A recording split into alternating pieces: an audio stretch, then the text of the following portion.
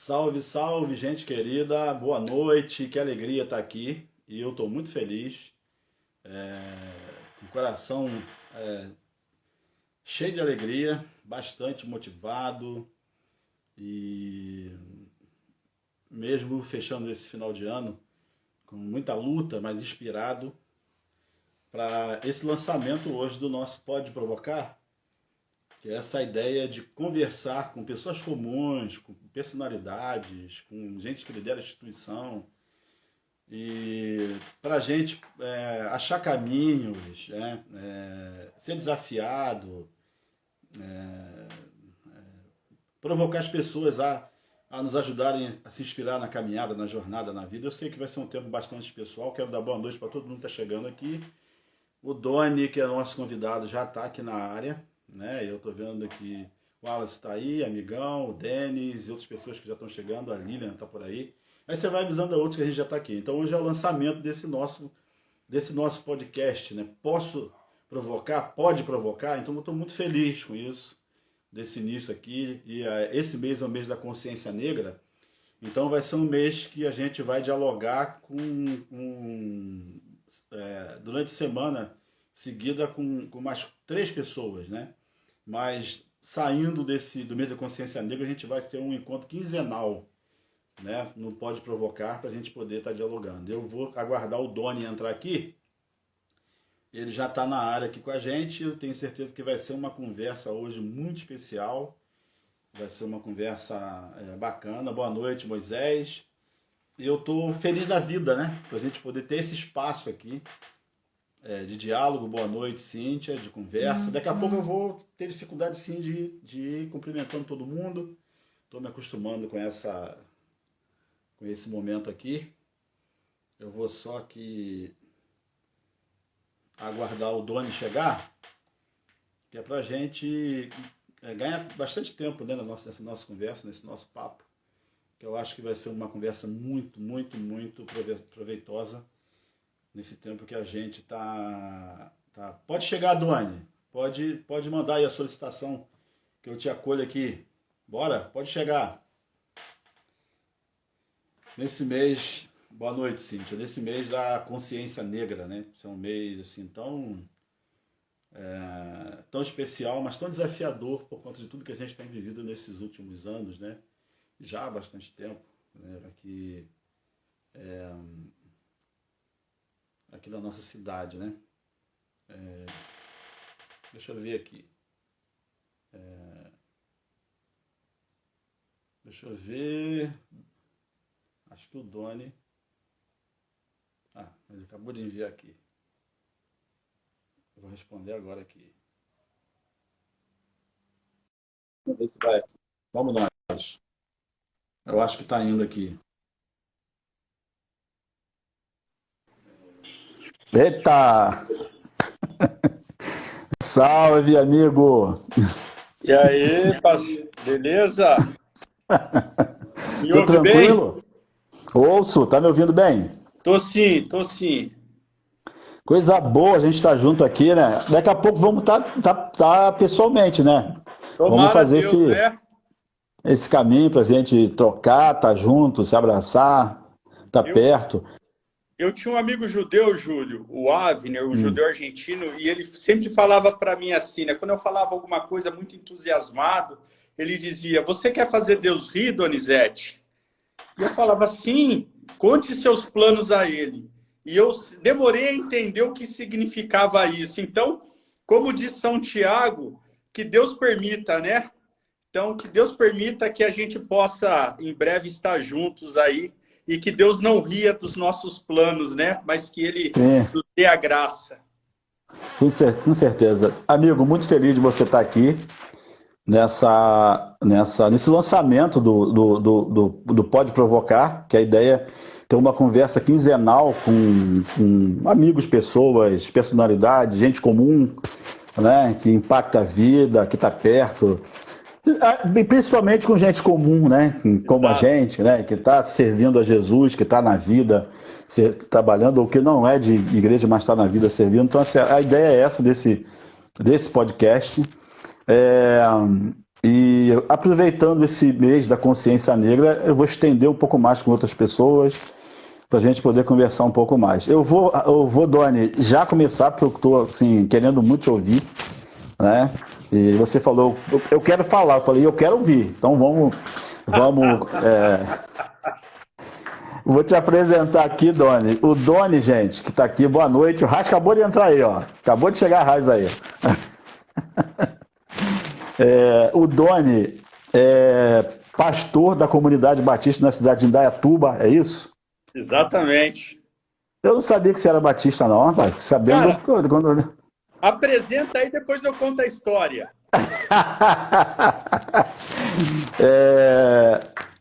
Com especialização em História e Cultura Afro-Brasileira pela Unisal, mestre em Educação Sociocomunitária também pela Unisal, doutor em Educação pela Universidade Federal de São Carlos, e o Doni coordena o GT sobre Teologia e Negritude na FTL, né?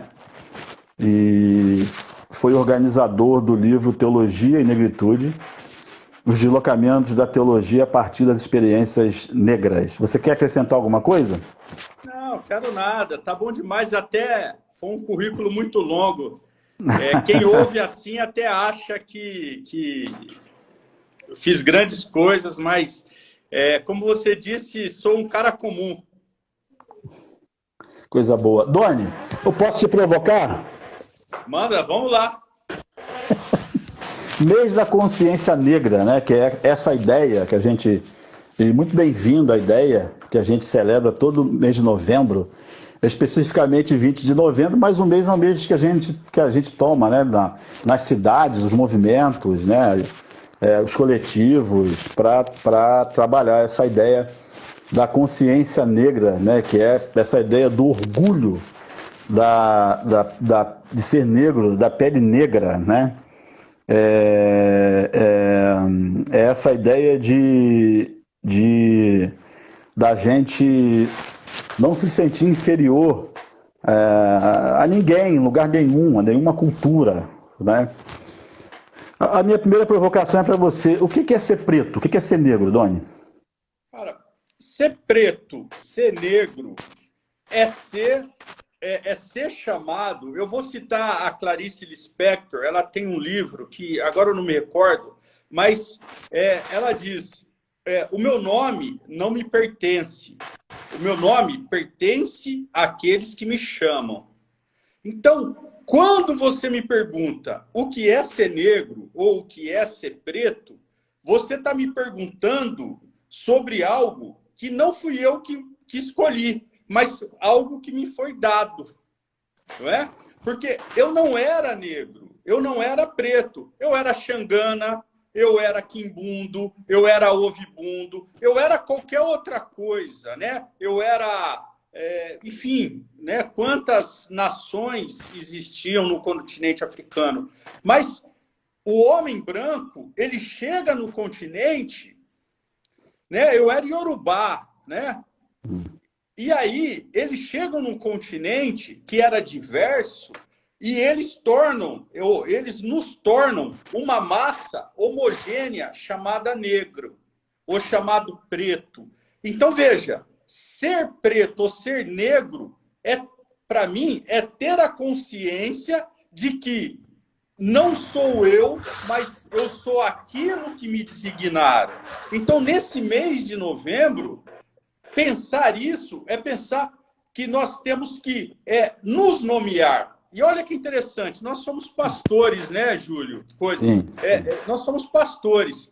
E lá no começo da Bíblia, quando Deus cria, lá no livro de Bereshit, eu estudei bastante tempo com judeu, então, às vezes, alguns lampejos, né, da teologia judaica. Mas Deus cria o primeiro homem e chama ele de Adão, que vem da palavra Adamá, que Adamá, ou Adão, que é vermelho, que é terra, que é sangue. Adão, ele nomeou todas as coisas, mas ele não se nomeou. Quem deu o nome para ele foi Deus. Então, veja, quando Deus, e aí eu dou um salto na Bíblia, quando Deus fala com Moisés, e Moisés pergunta, quem eu falarei que tu és? E ele diz, eu sou o que sou, ou eu serei o que serei, dependendo da tradução, mas eu serei o que serei, né? Ele não permite que Moisés saiba o nome dele, porque saber o nome é ter controle sobre. Por que eu estou dizendo isso? Porque quando nós aceitamos o termo negro ou o termo preto, nós estamos aceitando um termo que nos foi dado para nos dominar. Então, veja, eu não sei de onde eu vim. E eu já fui para o continente africano, graças a Deus, né? E eu tive a oportunidade de ir como homem livre. Um ancestral meu saiu de lá como escravizado, mas eu fui como livre. Eu pisei no continente africano algumas vezes como homem livre. Eu não sei quem eu sou. Então, a gente para sempre talvez vai ter que carregar o termo negro ou o termo preto, mas nós temos que fazê-lo conscientes de que quem nos deu quem nos nomeou dessa forma, o fez para nos dominar. Mas agora, nós temos que ressignificar esse termo, nós temos que dar um outro significado e ter a consciência que se no passado esse termo era negativo e serviu para nos dominar, agora isso já não é mais. E nós não vamos permitir que o termo negro ou o termo preto seja usado pejorativamente contra a gente. Opa! Um tempo atrás, o Silvio Almeida teve aqui na comunidade, já tem um tempinho, e ele fez uma afirmação que eu acho que cola nessa sua fala tão significativa, né? A gente já conversou tão bem. Ele disse assim, o negro brasileiro é um ser a ser construído. O que você acha disso, Doni? Nós somos seres humanos, não é? E essa construção, lá atrás, a Aimé Césaire, que é um francês, na verdade ele não é francês, mas faz parte das colônias da Antilha ali, ele vai dizer que o movimento de negritude é um movimento de conscientização do negro. E depois disso vai ser muito trabalhado por Frantz Fanon, que vai ter alguns embates com a Aimé Césaire. Mas é interessante que essa construção, Júlio, ela passa pela nossa conscientização. Então, na medida que a gente vai se conscientizando de quem somos, nós vamos nos construindo e desconstruindo, não é? Porque, veja, mais uma vez, nós somos pastores, né? Pastores. Sim. E aí, eu cresci na igreja, e aí eu conto uma história breve, uma breve digressão. Papai é pastor presbiteriano, reverendo presbiteriano. Ainda está na ativa. Eu cresci dentro da tradição reformada de Calvino. E depois eu passei metade da minha vida na igreja presbiteriana e a outra metade da minha vida eu passei na igreja Vineyard, ou Vineyard, não é? Que todo mundo cantava, vem, esta é a hora da adoração, né? Aquela coisa toda. E só recentemente eu oficializei a minha saída e fui recebido como pastor batista. Mas você perguntou da construção. Então, na medida em que eu fui tomando consciência de que eu sou um homem negro, a igreja começou a se tornar um lugar pequeno, um lugar estreito, né? Veja que coisa interessante.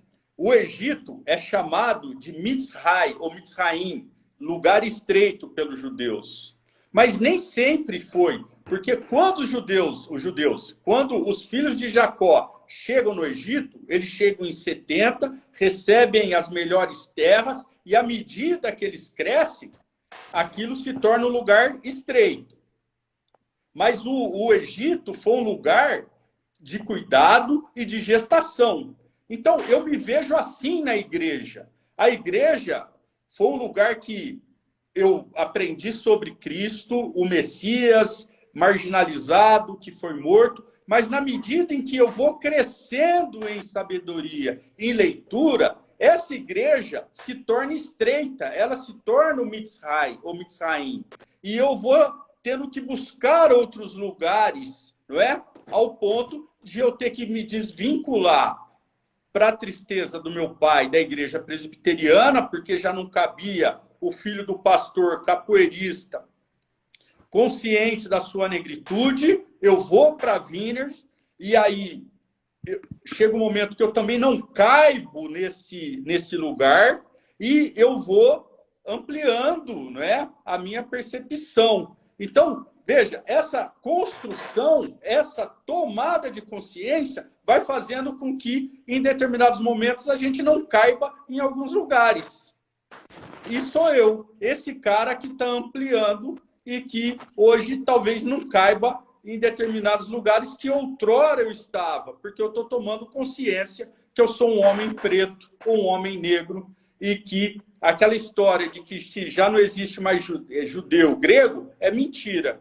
É mentira. Quando você toma consciência que você é negro, o seu lugar se torna um lugar estreito. Ó, teu amigo Raiz André, que tá aqui, ó, tá te provocando aqui. Steve Biko, anglicano, e foi um dos articuladores do movimento de consciência negra. Como articular a fé e a negritude? Cara, Steve Biko é lindo, né? Porque eu fiz os caminhos dele na África do Sul. E tem uma história linda dele, porque ele era da etnia Bantu. E essa era uma forma pejorativa de se referir aos negros, uma forma de ofendê-los. E um dia os policiais africanos o abordam e perguntam: quem é você? E ele disse: eu sou Steve Bantu Biko. Então, os policiais perderam a possibilidade de ofendê-lo, porque ele se reconhece como um Bantu. Essa articulação, né? Porque, veja, falar de articular fé e negritude é falar do Cirineu. É falar o texto que eu acho lindo, que meus olhos enchem d'água, quando eu cito que na igreja de Antioquia haviam profetas e mestres, entre eles Simeão, chamado Negro, e Lúcio de Cirene. Veja, Barnabé estava lá, Paulo estava lá, ou melhor, Saul ou Shaul. Mas eles não faziam parte disso. Barnabé foi buscar Paulo e levou para Antioquia. E Antioquia é o lugar que pela primeira vez nos chamaram de cristãos. Os profetas e mestres daquela igreja, aonde nos chamaram de cristãos pela primeira vez, eram homens negros. Então, não tem divergência entre fé e negritude, porque as mãos... Ô, Júlio, Raiz, meu irmão Raiz, provavelmente nós todos, quando fomos ordenados, impuseram mãos sobre as nossas cabeças. Foi assim ou não, Júlio, contigo? Foi. Veja, o Espírito Santo diz: eu separei Paulo e Barnabé para serem enviados, e eles foram ordenados, né, ao apostolado. Apostolado do grego é envio. Qual a cor das mãos que estavam sobre as cabeças deles, Júlio? De Lúcio de Cirene. Cirene é a atual Líbia. E de Simeão, chamado Negro. Não há divergência entre ser negro e ser cristão. Opa! Ô, Doni, eu li o livro da Achille Mbembe. E ele faz uma colocação que eu lembro que eu fiquei muito emocionado quando eu li, porque parece que isso é bastante da nossa busca, quando você fala que o espaço fica pequeno, né? Quando ele fala assim que a gente anda buscando o senso de pertencimento. Nós negros andamos buscando isso, né? Porque vem da nossa ancestralidade. Isso aí, né? E me parece que é isso mesmo, né, Doni? Que a gente fica procurando esse lugar onde a gente seja acolhido, ou os nossos, né? Ou as nossas, ou nossa gente, onde a gente né? Você vê, a gente está longe, mas a gente quer estar perto, né? Isso é impressionante isso, né? Eu não sei, é isso, é a sensação que a gente tem que é o tempo inteiro isso. A gente está num lugar que não é, como você acabou de citar, que não é nosso, a gente está procurando os lugares ou o lugar, né? Cara, assim, eu vivo fazendo digressões e me perdoem, eu vou tentar fazê-las o mais breve possível. Mas, no século XVIII, um grupo de homens, e aí eu vou citar o mais famoso deles, chamado Toussaint Louverture, de uma pequena ilha, que na época era chamada São Domingos, e que hoje é o Haiti, terra das altas montanhas. Esses caras receberam a notícia de que na França, em 1789, eles estavam falando de igualdade, de liberdade e de fraternidade. E esses homens falaram, isso é muito bom, isso é muito bom. E aí, eles reivindicam para si igualdade, liberdade e fraternidade. Durante algum tempo, eles conseguiram isso. Mas ascende ao trono da França Napoleão Bonaparte. E Napoleão, ele diz, não, porque igualdade, liberdade e fraternidade é para gente branca. Então, veja, a gente tem a história moderna, né? E aí eu não vou citar Dussel, que Dussel joga lá para trás, para o século XV, a questão da modernidade, mas quando começa as revoluções e que nós, negros, queremos fazer parte desse mundo que nasce, os brancos olham para a gente e dizem, não, igualdade não é para vocês, liberdade não é para vocês. Então, quando a gente fica nessa angústia, é porque a gente já tentou fazer parte desse mundo, só que eles disseram não. E nós, todas as vezes que quisemos minimamente sermos tratados como gente, nós tivemos que lutar. E aí Fanon vai falar da violência revolucionária. E nós ficamos nesse limbo, Júlio. Porque eu não sei, e eu falei para você, eu já fui para o continente africano, e eu já andei, e eu não sei de onde eu sou. E eles, por mais que eles me acolhessem, e me acolheram maravilhosamente bem, tanto em Angola, eu fui para Moçambique, eu fui para a África do Sul, eles me acolheram maravilhosamente bem, mas eu não pertencia a eles. Eu não sei de onde eu sou. E aí, a igreja se vale disso, porque ela diz, não tem problema, Donizete, a sua pátria é no céu. Sim. Só que a gente olha, todos os dias, os brancos pedindo a sua dupla nacionalidade italiana, a sua dupla nacionalidade portuguesa. Esses mesmos crentes que dizem para nós negros que a nossa pátria é no céu, todos os dias estão entrando com seus pedidos de dupla nacionalidade. Irmão, você estava falando disso, lembrei agora de uma entrevista da Conceição Evaristo naquele programa Arte do Encontro. Falando sobre a questão de memória, quando ela é provocada pelo Tony Ramos. Eu sempre falo isso. Eu falo isso porque você está tocando num ponto que, para mim, às vezes me faz ficar sentado sozinho aqui chorando. E ela disse assim, nós, negros e negras, a gente tem que imaginar a nossa história. Sentar aqui e ficar imaginando, sabe? E essa talvez seja a razão porque quando eu transito por dentro, e a gente vai falar disso daqui a pouquinho mais para frente, mas eu só quero te provocar nisso, essa necessidade que a gente de ficar imaginando a história. A Netflix lançou ontem ou hoje, eu não me lembro, porque eu assisti hoje de manhã o documentário dos Racionais MCs. Eu não sei se você já viu. Eu hoje, assim, parei no meio do caminho porque me pegou. Eu falei, eu tenho que sair, eu tenho coisa para resolver, só vou ficar sentado aqui. O Mano Brown solta uma frase assim, que foi uma burdoada para mim, assim, ele diz assim, o racismo que se vive no Brasil é um racismo que esvaziou o preto. e não deixou nem o ódio, disse ele, porque o ódio é um sentimento útil na guerra. Então, quando você fala disso, é isso que me remete, essa nossa busca constante, esse vazio, né, que a gente percebe que acontece na sociedade brasileira e dentro do próprio protestantismo histórico, que a gente provoca com essas duas questões, né? Essa questão desse vazio, mas também desse protestantismo histórico que insiste, embora bastante comprometido, envolvido e fazendo parte, como toda sociedade, do racismo estrutural, nega o pecado do racismo. Cara, o vazio vem disso, não é?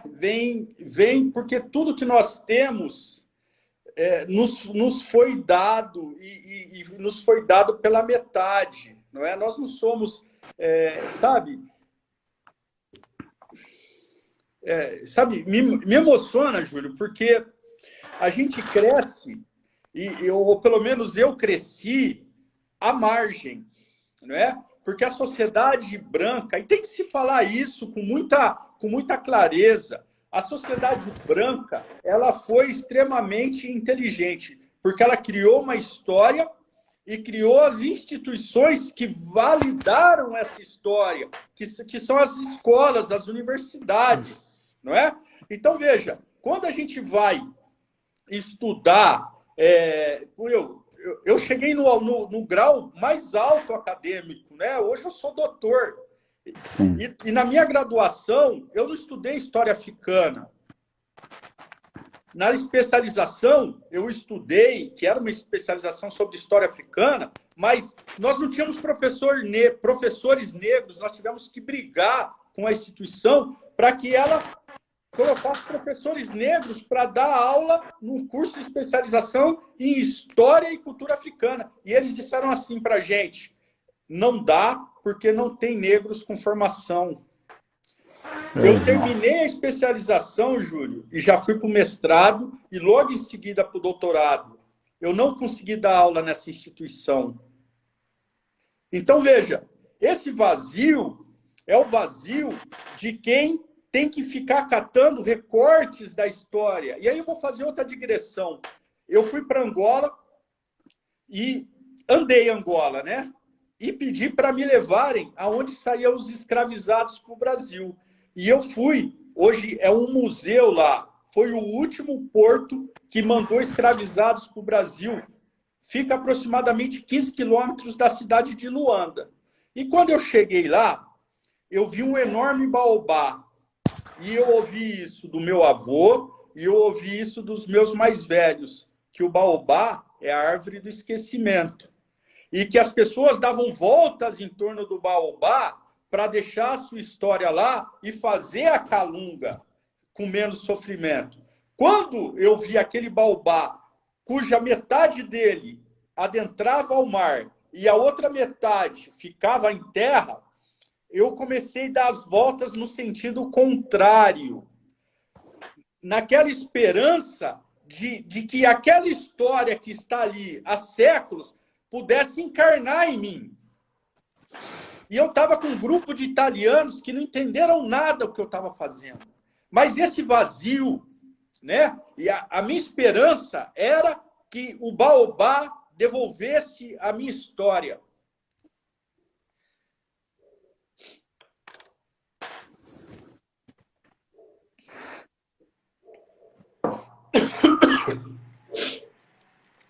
A minha esperança, Júlio, era que o baobá devolvesse a minha história.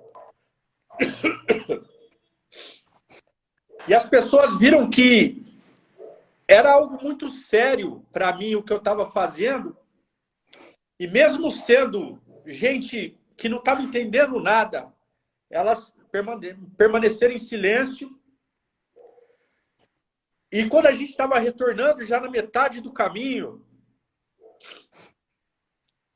elas perguntaram, Donizete, o que você estava fazendo? E eu contei a história desse vazio que você falou. E aí tinha um angolano, e o angolano falou, eu nunca ouvi falar dessa história, mas talvez eu saiba alguém que saiba do que você está falando. E me levaram para conversar com o Soba. um líder local. E ele já tinha mais de 90 anos. E ele falou para mim, eu ouvi o meu avô falando disso. E mandaram chamar um outro soba da região. E ele também já tinha mais de 90 anos. E ele falou, eu ouvi o meu pai falando dessa história. Então, são duas coisas. O Baobá, ele não devolveu a história. Talvez a história seja tão triste daqueles que vieram que ele não permitiu que eu recebesse toda aquela história, porque talvez eu não tivesse estrutura, Júlio, para aguentar o sofrimento daqueles que atravessaram o Atlântico e que nunca mais voltaram. Por outro lado, o continente africano... Você desculpa, Júlio. Não, irmão, eu estou tão emocionado quanto você está aí. A gente vai se segurando aqui.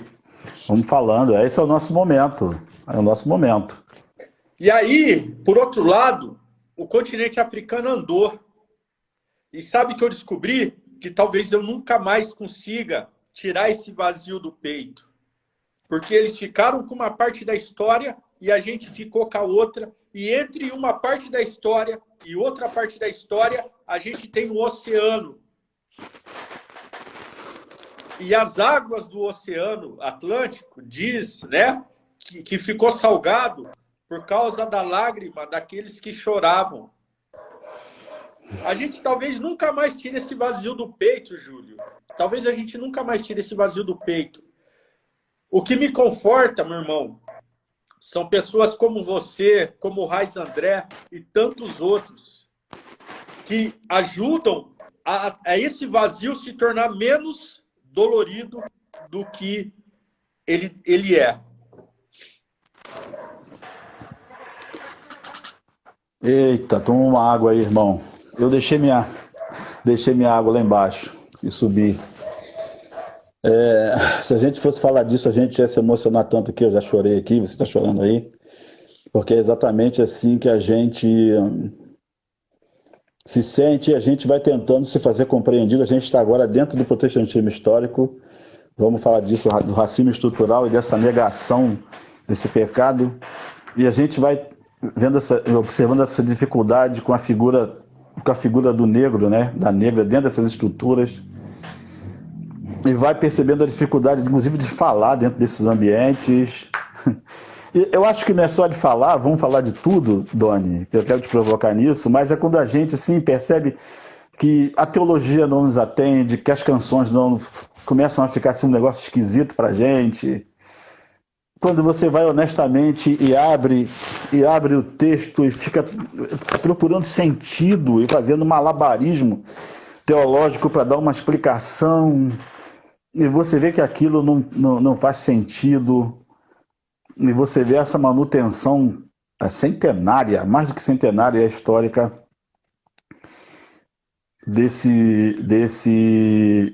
dessa estrutura. Tá chegando uma aguinha aqui para mim. Deixa eu beber uma aguinha aqui, irmão, que eu também estou emocionado.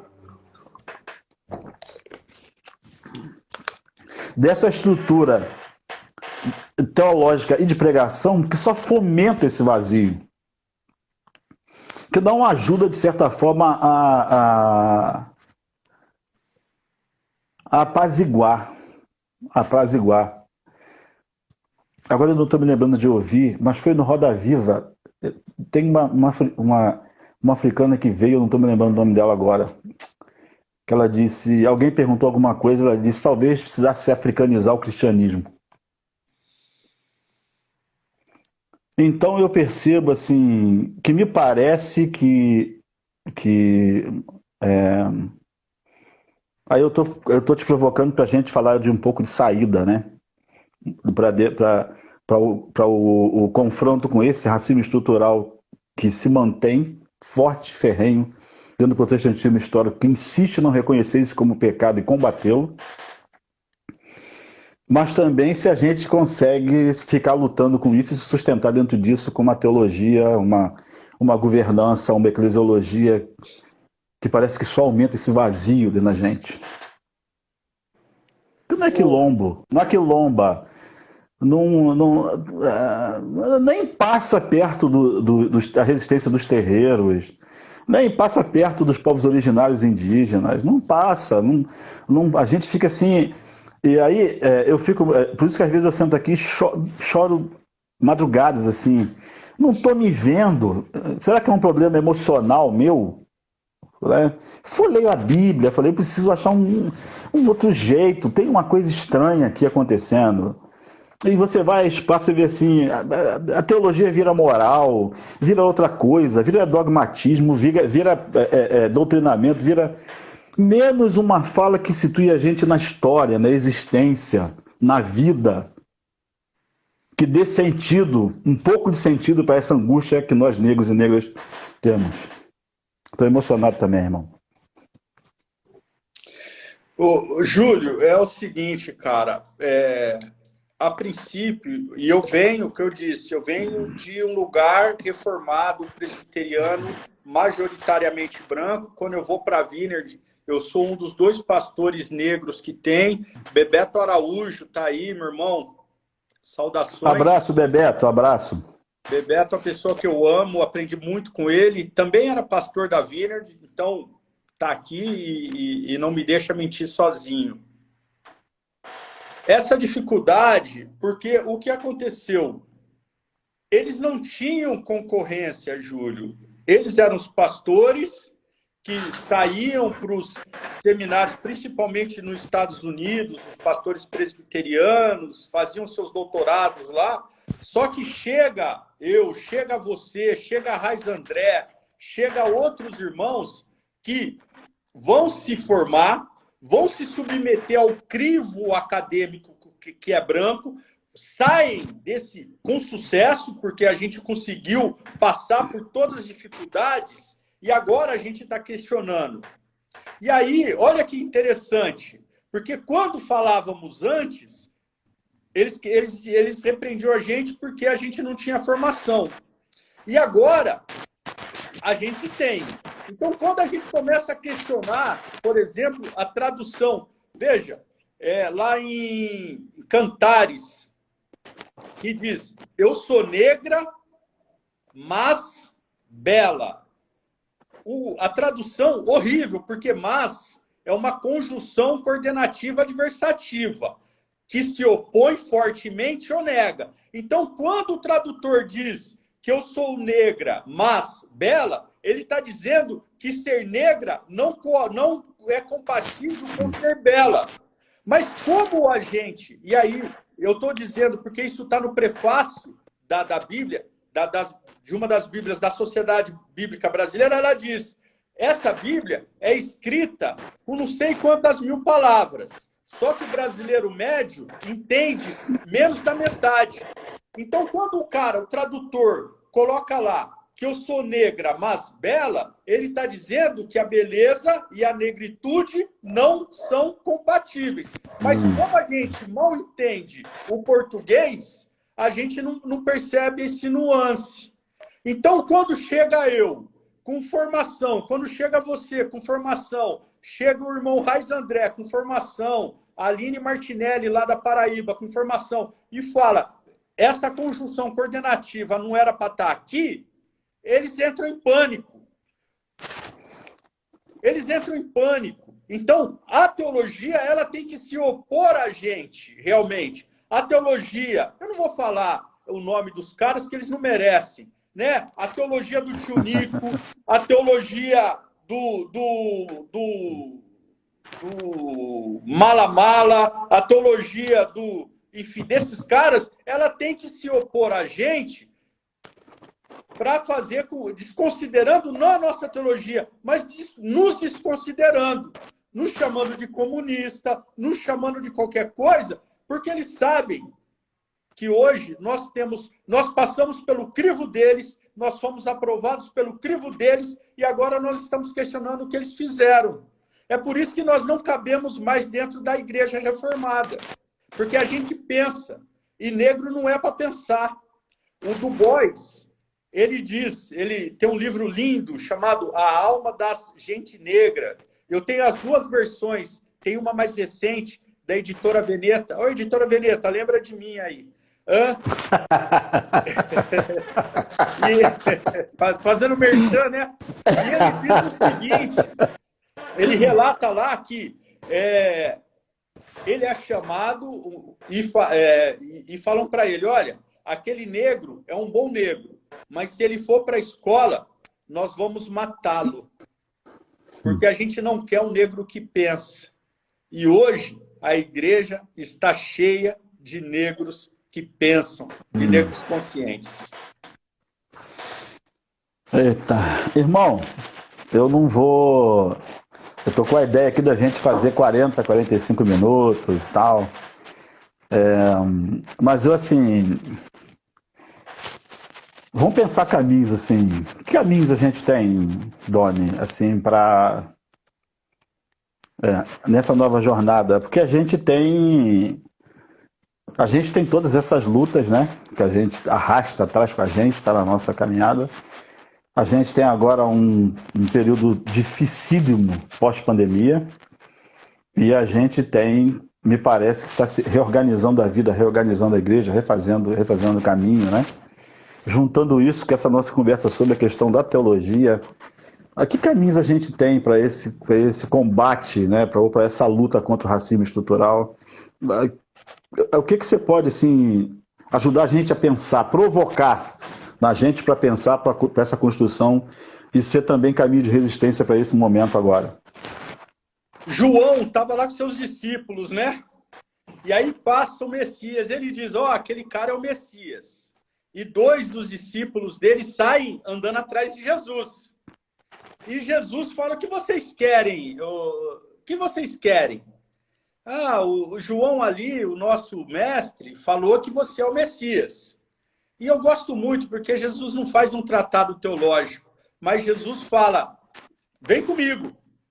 E eles passam, né, 24 horas, um dia com Jesus. E quando eles voltam para João, eles dizem, verdadeiramente ele é o Messias. Sabe os caminhos que a gente precisa? São os caminhos que a gente faz junto. E olha que coisa interessante, né? Somos pastores. Jesus, ele reúne para o Shabat, né, de Páscoa, para a ceia de Páscoa, uma mesa, não é isso? Ele faz a ceia, que depois a gente vai simbolicamente fazer lá, criar a Santa Ceia, mas aquilo era feito na Páscoa. Uma mesa, não foi isso? Logo depois, ele foi crucificado, não foi isso? Sim. Quando ele volta para onde, Júlio? Ele volta, ele diz, eu estou com fome, não é? Ele volta para a cruz ou ele volta para a mesa? Mesa. Os discípulos deles estavam com medo, mas ele não repetiu a cruz. Ele repetiu a mesa. Você está entendendo? Esse é o caminho, Júlio. Esse é o caminho. O caminho, sabe qual que é? De Lucas 24. Quando todos os discípulos estão escondidos, mas 2 deles estavam tão desanimados que resolveram sair de Jerusalém. E Jesus podia ter escolhido qualquer pessoa para ele ficar do lado. Ele podia ter escolhido aqueles que ficaram com ele em todo momento ali na cruz, que majoritariamente eram mulheres. Mas sabe o que Jesus faz? Ele vai atrás desses 2, os mais desanimados, que estão indo para Emaús. E olha que coisa interessante. Ele começa a trocar ideia e os discípulos, né? Porque somos assim, arrogantes. Pô, só você não sabe o que aconteceu. Você não estava lá em Jerusalém, mataram o nosso mestre. Ele falou que ia ressuscitar, não ressuscitou, e isso, e aquilo, e aquele outro, e tal. E aí, chegam em Emaús, ele vai passando, aqueles homens falam, não, volta, fica com a gente, porque já está escuro. Jesus vai para onde, Júlio? Para a mesa. Mesa. Ele vai para a mesa. Mas olha a coisa interessante. Ele diz, olha, eu estou indo, eu vou mandar o Espírito Consolador, o Espírito Santo, que vai relembrar vocês de tudo o que eu já disse. Olha que coisa interessante, diz Lucas 24. Olha, E Jesus, começando por Moisés, o que significa? Ele começou pela Torá, e passando pelos profetas, e passando pelos escritos. O que ele está dizendo? Ele falou a Torá e foi lá parar em Crônicas, né? Porque a Bíblia, o texto, né? O Tanar, ele vai, diferente do nosso que acaba em Malaquias, no Antigo Testamento, deles acaba em Crônicas. E o que ele fez? A função do Espírito. Ele foi ensinando de novo, tudo de novo. Ele já sabia que as pessoas iam esquecer, Júlio, mas ele escolhe os dois mais desanimados, ele caminha com eles e ele vai para a mesa. E quando ele parte o pão, as escamas caem, os corações aquecem e eles dizem, caramba, nós estávamos com ele. Então, a minha sugestão é que a gente fale menos de cruz, mais de caminho e mais de mesa. Que a gente tenha tempo. Você falou da gente estar junto, e eu não sei você, né? Mas a gente se abraça, isso é nosso, né? De gente negra, né? A gente se abraça, sim, a gente se beija, né? Mesmo entre homens, né? Eu vejo o Raiz, aquele negão gigante, eu abraço ele, e quando ele me abraça, esse vazio diminui. Sim. Então, Cristo fez uma cruz, mas ele fez 2 mesas. E com os mais desanimados, ele caminhou e repartiu o pão. A minha sugestão é essa, meu irmão. Eita, coisa boa, mas a gente tem que acabar. A gente tem que acabar, gente. Infelizmente, a gente tem que acabar. As provocações, elas têm um prazo, né? Aqui, né? A gente está querendo ficar com esse gosto de quero mais. Doni, eu quero dar para você esse tempo para você fazer suas considerações finais, falar mais alguma coisa que você queira, ou também nos provocar com alguma coisa. Fica à vontade, meu irmão. Cara, eu gosto muito da palavra, né, Júlio? Porque quando você fala considerar é uma palavra grega, consideros, com o céu. Quando os gregos paravam e olhavam para o céu e pensavam. Então, considerar é muito oportuno para nós pastores, porque a gente pensa com o céu. E nesses dias, como diz o líder de louvor, Renato Russo, nesses dias tão estranhos, que fica poeira se escondendo pelos cantos, a gente tem que restaurar esse compromisso radical com Deus. Porque o Deus foi tomado por um bando de malucos vestido de verde e amarelo. E a gente, não vou falar a gente, mas eu peguei uma birra tão grande de camisa amarela, de cidadão de bem, e esse negócio de Deus, pátria e família, que se eu não me policiar, eu acabo recluso. Então, considerar nesse momento é pensar que a gente começa a história da humanidade com Deus criando Adão, cuja pele era amarronzada, e João diz que ele viu Jesus, cuja pele era da cor de jaspe e de sardônio, da nossa cor. É pensar que nós podemos reconstruir um lugar saudável para a gente. Começando por mim, por você. Eu não canso de citar o Raiz André. Eu amo esse pretão. Eu amo vocês. Não é? E é a partir desse amor que a gente tem, é a partir desse abraço que diminui o vazio que a gente vai reconstruir. E não ter medo, ô Júlio. Se a gente tiver que sair, eu já tive que sair da igreja presbiteriana, sair da igreja Vineyard, e se tiver que sair da igreja batista, eu saio. No momento em que eu não couber mais. Porque a igreja que eu leio nas páginas da Bíblia é uma igreja que se preocupa com o órfão, com a viúva, com o estrangeiro. Então, as minhas considerações finais é isso, não é? Que a gente se abrace, que a gente não permita que eles criem inimizade entre nós. Pelo amor de Deus, eu vejo tantos pretos que acabam se afastando por causa disso ou daquilo, por um destaque, que a gente não permita que o veneno do branco nos afaste, Júlio. Esse é o caminho. Essas são as minhas considerações. Que a gente tenha essa disposição de caminhar, de se abraçar e de nos mantermos fiéis ao Jesus preto de Nazaré. Meu amigo Doni, eu quero te agradecer. Começamos muito bem. Que encontro maravilhoso, desafiador, provocativo. Eu quero dar aqui expressar o meu carinho a todas e todos que estiveram com a gente aqui, muita gente. Eu estou sem óculos, acabei não colocando, não enxerguei, eu nem sabia que o Bebeto estava aí, por exemplo, que é um grande amigo também. Estou vendo Catarina, o Léo Maltrapilho está aqui, mandou um abraço, né? Está fazendo piada aqui que a internet dele não está aguentando.